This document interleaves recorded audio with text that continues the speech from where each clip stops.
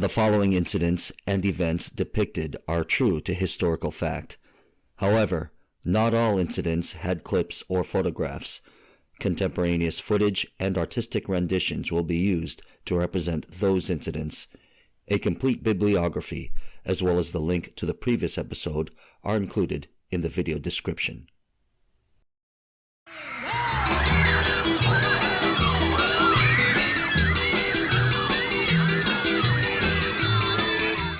A rock and roll singer, riding high on a recent national chart hit, as well as an appearance in a high-profile musical, holds close to 20,000 Chicago teens in attendance, spellbound.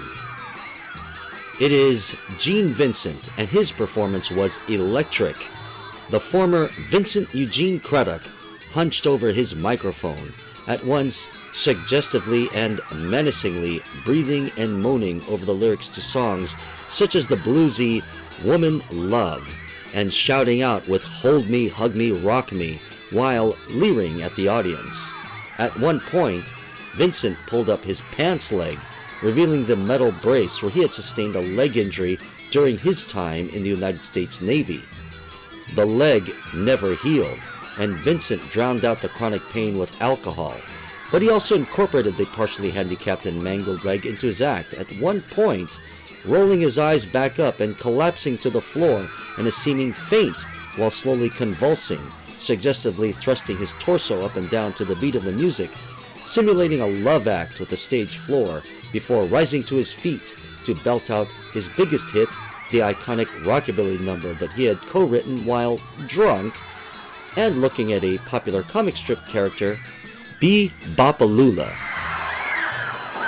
Vincent's teenage audience went wild, screaming so loudly that his breathy vocal delivery could barely be heard as they jumped out of their seats, crowding the stage, reaching for him and jitterbugging in the aisles. The teens that made up the majority of the packed audience at the Chicago Stadium were indeed his audience, despite Vincent being just one of several music acts that Sunday of April 28, 1957.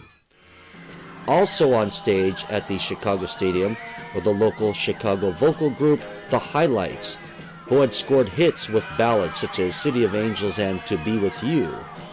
and balladeer Nick Noble, who Life magazine covering the event photographed just outside of the stadium, signing autographs for eager young fans, while local disc jockey Howard Miller of WIND signed autographs for the enthusiastic fans who crowded around the stage inside the arena itself. Rhythm and blues saxophonist Syl Austin wailed and honked on his sax, giving the young fans another opportunity to dance in the aisles like they would for Gene Vincent's rockabilly numbers, as they did for rhythm and blues singer Vicki Nelson. Betty Johnson and iconic lounge singer Mel Torme, who would later attempt to jump onto the specifically teen market and rock and roll bandwagon 2 years later by appearing in the 1959 exploitation film Girls Town, gave the teenage audience a chance to swoon and sway to their ballads, while also providing the adults in attendance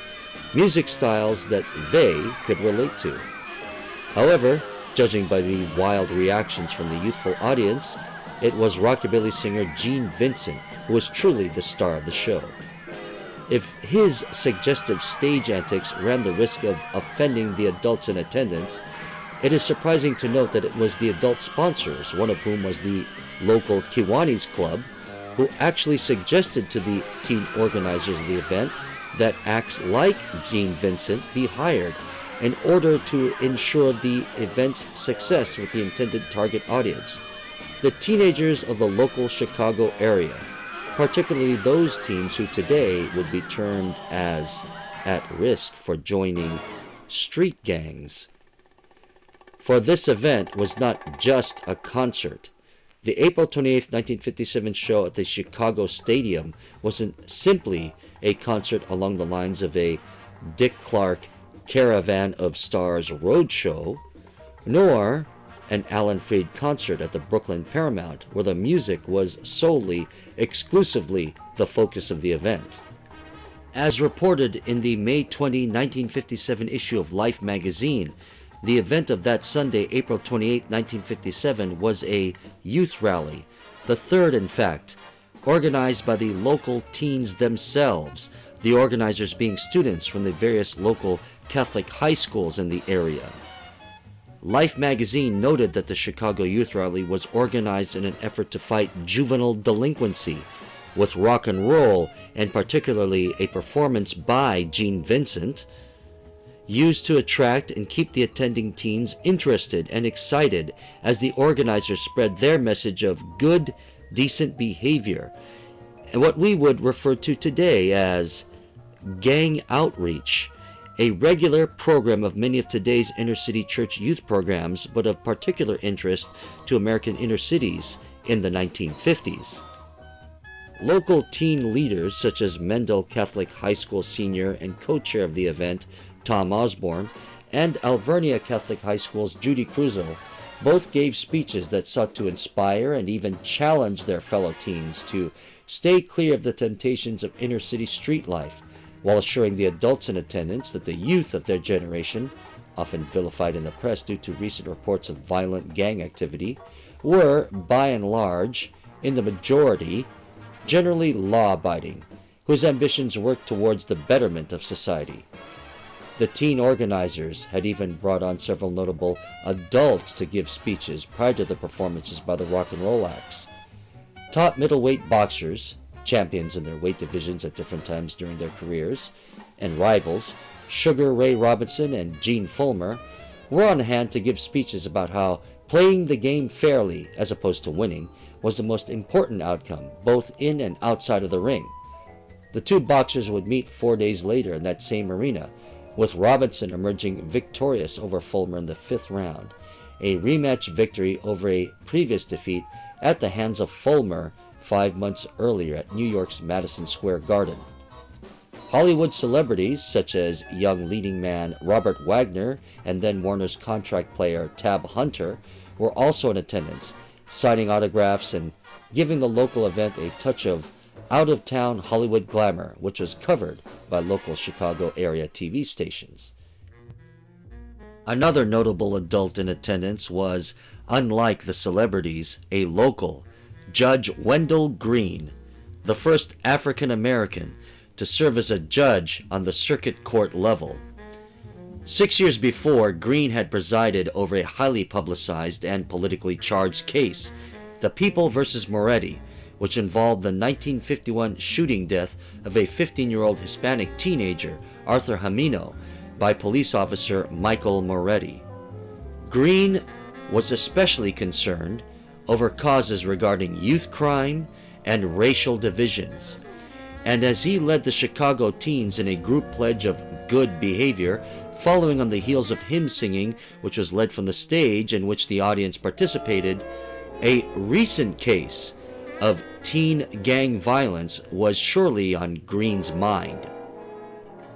A month earlier, on March 11, 1957, a 17-year-old Farragut High School honor roll student by the name of Alvin Palmer had been attacked while waiting for a bus after finishing his after-school job.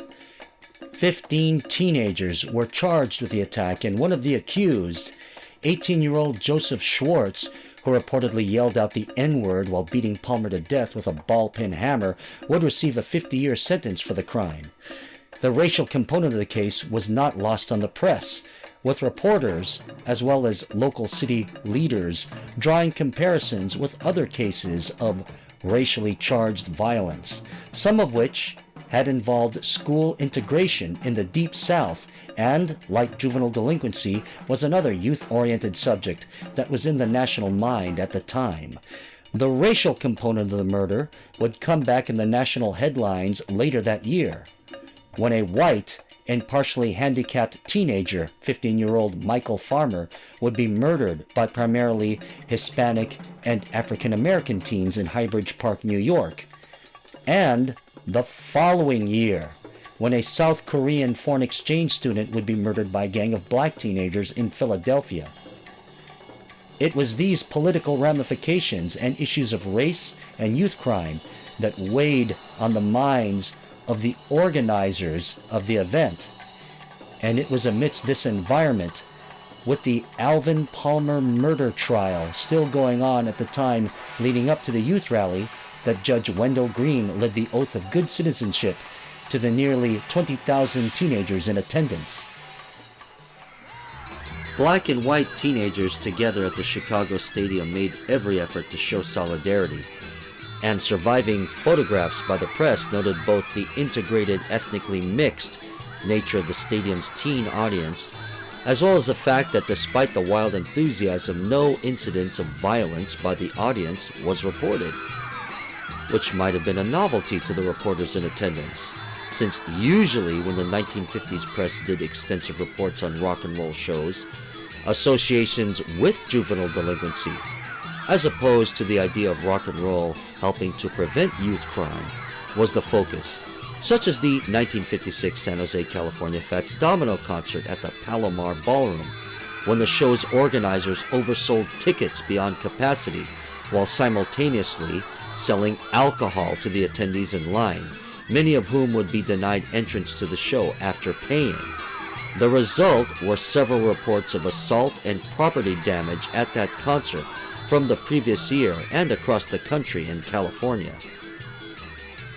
The third annual youth rally at the Chicago Stadium on April 20th, 1957 had no such incidents of youth violence, and the message of youth solidarity with rock and roll garnered national attention and seemed to, temporarily at least, create a sort of truce in the popular media of the time between the press and the then exclusively youth-oriented music which was rock and roll, in reality a rebranded form of African American rhythm and blues, its cultural origins not lost on segregationists who, like other politicians who claimed to be defenders of decency, were in very public opposition to the music genre. The obscenity and vulgarity of the rock and roll music is obviously a means by which the white man and his children can be driven to the level with the Negro. It is obviously Negro music. The brief truce between the adult press and the teen music genre was short-lived. The following year, rock and roll would be under attack again, with accusations of its causing, or at least attracting, juvenile delinquency. A now legendary concert, this one at the Boston Arena, and hosted by the disc jockey who is often credited with rebranding black rhythm and blues with the rock and roll colloquial phrase, in order to sell the music to white teenagers, would be the focus of the public's outcry and renewed accusations between rock and roll and juvenile delinquency. That later concert in Boston would be beset by many problems, not the least of which was actual harassment by Boston city officials. However, unknown, and certainly unwelcome by the show's promoter and host, the disc jockey Alan Freed, a notorious Boston street gang and their rivals had decided to use the Boston Arena and Freed's controversial rock and roll concert as the location to violently settle their differences. It would be just one more incident in a string of incidents that would end Freed's career. The following year, Freed would be charged with bribery during the Payola scandal of 1959.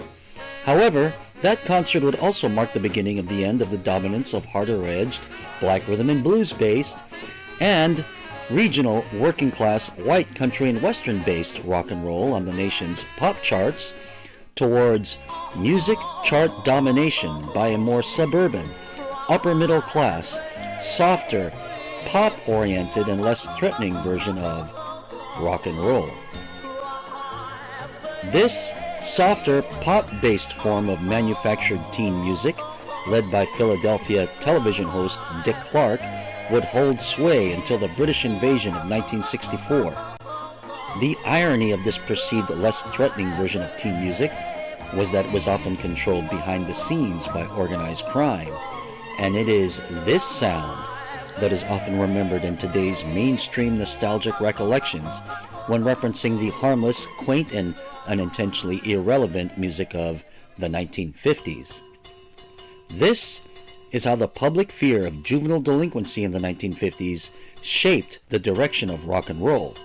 This is part 2 in the nostalgic myths and historical reality series, Juvenile Delinquency.